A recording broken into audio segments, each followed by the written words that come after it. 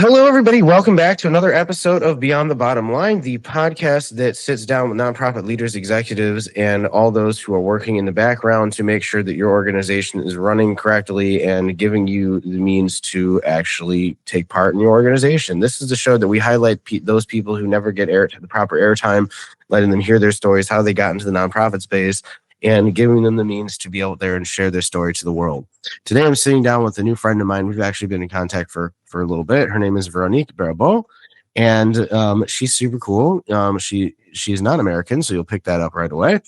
But she runs a really amazing organization that she's going to be talking all about and giving you a better insight and deep insight of who she is and what she's all about. And this is just, like I said, this is, of all the podcasts I've ever created, this one is my favorite one. It's a video show specifically, and you can go check it out on the YouTube channel Beyond the Bottom Line, or on our website and click on the tab Beyond the Bottom Line.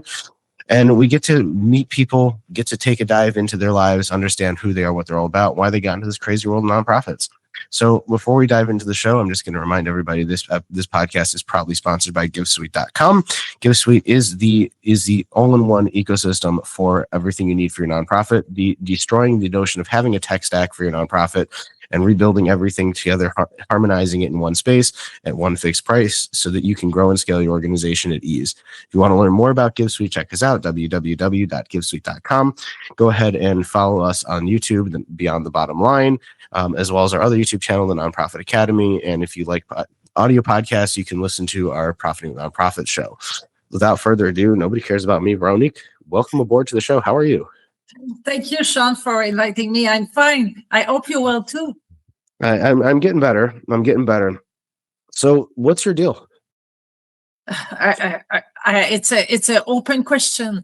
Yes. Okay, so my name is Véronique. I'm a CEO and founder of Run for Humanity. I'm also a public speaker, an author of Fearless, the book that I published, I think, 2 years ago, which I'm really proud that you can see all my journey from starting from running from a treadmill to running the entire length of Africa for bringing not just clean and safe water, but to help communities to get out of the poverty cycle. And my 24/7 mission is to work on Run for Humanity, which is our nonprofit. Our goal, our mission is to help the communities to get out of the poverty cycle. And how we do that is by providing water, because without water, we cannot go anywhere. Agriculture, we have education pillar, and we have Run, because I will be the first female to run all across Africa with the communities to celebrate water, and all together we celebrate freedom. Oh, that's amazing. That's really amazing. So how did you get into this world of nonprofits, and what was your idea and behind starting this specific one? Thank you. To be honest, I think you need to be really crazy to start a nonprofit. Absolutely. And I think you need to have this in your blood, to be quite honest. The first passion that I have for the community work is when I was really young. My first voluntary works was when I was 12. I remember I was walking to the school where I need to go, and it was like an old house, like not an old house, but a house with the people are quite old. And I was thinking, you have some people who might be lonely in there. I just stopped and I said, okay, do you have some, I don't know, an elderly person who might not have family, who just need visit? And I volunteer myself. And the passion and the love that I have for humanitarian world start there. So every week for 1 year minimum, I stop every Friday to have minimum 1 hour with this old lady, which I develop a fantastic relationship. So I was 12 and I knew that I wanted to do something in the humanitarian space. I didn't know quite well, but I knew it starts from there. Nice. And so you've been running this organization for a while. What inspired you to want to run across Europe? Thanks for the question, Sean. In 2016, I ran 3,010 kilometers in 72 days in Japan. So that means one marathon a day for 72 days. And what inspired me the most is like the country was wonderful, but it was not just this. People would stop me in the street to give me food, to open up their house. I was like just emerging with this space of not just sports, but humanity. And I was thinking to myself, humanity is just in front of us. Like, but we are too busy thinking about ourselves that we don't know how to really be in real connection with people. So at the end of my 3,000 kilometers, I was just crying, and I said, that cannot be over. And I made me think, and I said, do you know what? I can connect the dot, because one thing that I didn't share, but I will share now. In my 30, one of my big goal was to go in Africa, and to. I was a journalist, so I've been a journalist in Senegal. I was the only woman in the village where I was to get access to this fancy pill that you put in the water that you drink. And I said to myself, why just me get access to clean and safe water? I said, that makes no sense. And at that time, I knew that I had to do something about it, because everyone needs water, right? So I said, okay, how can we do that? And it's after my big run in Japan that I said, let's create something with my my passion of running, my strength of running, and also my mission of changing the world by clean and safe water. I put both together, and it's where I create Run for Humanity. And of course, the program evolved, but it all comes from there. That's amazing. That's absolutely amazing. And before you got into nonprofits, you said you weren't working in the nonprofit space. You were working as a journalist. So, like, how was the transition from working as a journalist in different countries to be running a non-for-profit organization?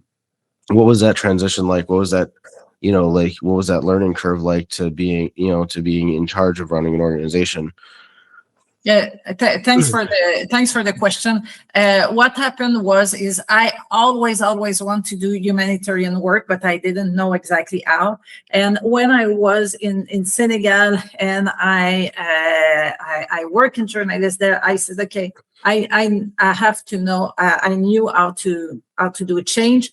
And with the run after that, I said, okay, no messing around. This is my way. So I stopped the work that I was doing, and I said, this is my mission. And to be honest, when I start Run for Humanity, it was a work in progress, because it was, okay, how can we do that? How do I organize my program? What can I do? So it was really, really a work in progress. And I'm really, really lucky, because I had the opportunity to have really great mentor on really great position. So it's by help of people that I really managed to organize myself as the organization that we are now running. That's amazing. That's absolutely amazing. So, the fact that you've had people helping you, the fact that your experience shaped the way that you wanted to really get this organization off the ground, what are the goals and what are the plans for Run for Humanity in the next several years? Thanks for the question, Sean. And something that I want to tell about, like the way that we build Run for Humanity. One thing was really, really clear for me, is that the nonprofit world need to change the way that we raise money, because all the money we usually think is grant. And I said, okay, we need to do something different. And it's where I take the strength that I have with my ultra running. And I said, my ultra running, the fact that I'm an author and a public speaker. And I said, let's take this pillar and bring some sponsorship money.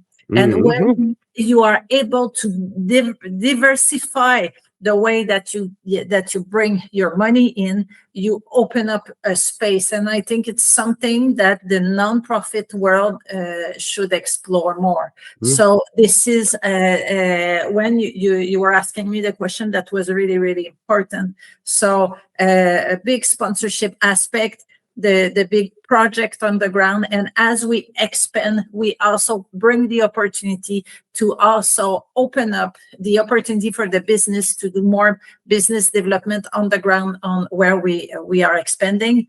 So my goal is, because I think, Sean, what you are asking is... Yeah, no, it makes sense. I mean, it makes a lot of sense what you're saying. And I talk about this a lot with nonprofits, is that you have to get, you can't just rely on donations, especially if you're not actively building a community and building a fan base, and going after sponsorships and getting people who are interested and bought in companies and organizations who are bought into your mission. This is a great way to get great way to get cash flow. Because these people want it, they want it's 1 + 1 = 3. They want to give to you. You want their spot. You want the money, and then they get credibility, and they get that feel good moment of, hey, we're partnered with this organization. And a lot of people are stupid. They leave the money on the table, and they don't understand this. And I'm pretty blunt when I talk about this. Is that a lot of nonprofits, they're very like, oh, we're a nonprofit, we can't take any money, we can't do that, we need donations, and we need blah blah blah. It's like, think outside the box a little bit, get creative with how you're going to get your money, and then you're going to get more people noticing you too. Yes, and more you're doing this, more you create even a bigger wave of people. So and when you become having more fun, you can have more donation. So it's an infinite loop, in fact. Yeah, no, absolutely. So, as we wrap up this podcast, what piece of advice would you give to somebody who is starting to get into the nonprofit space, and they're an executive director, and they're trying to learn the ropes, and they feel like they're strapped for cash because everybody feels that way? What fundraising advice would you give to them? What infrastructure advice would you give to them? And what leadership advice would you give to them?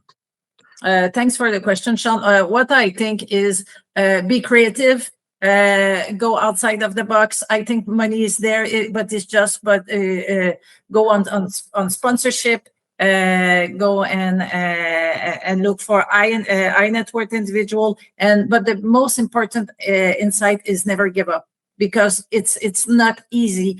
Being a nonprofit, it's not easy. So acknowledge that it's not easy, but never ever give up, and know that you are not alone. And it's what I think will be.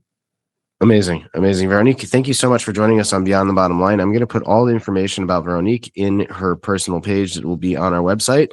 You'll also get to, and then the YouTube video will be there, and we're going to be sending this out to everybody and her as well. And if you want to learn more about her organization, the link will be there. You can make a donation.